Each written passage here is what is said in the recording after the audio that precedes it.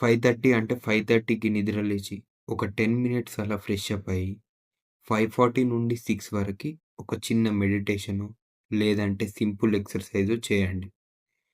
కానీ మనం అలా చేయమే. ఏదో వర్క్ ఉంది, అటు వెళ్ళాలి, ఇటు వెళ్ళాలి అని బిజీగా ఉంటాము.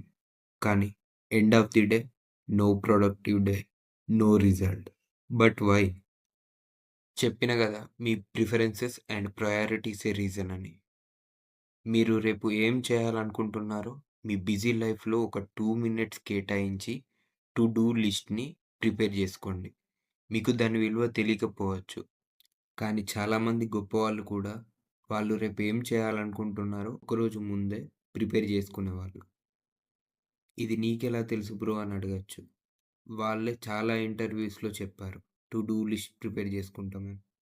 సో, ప్లాన్ లేని గోల్ అండ్ బేస్‌మెంట్ లేని ఇల్లు 2 వేస్ట్.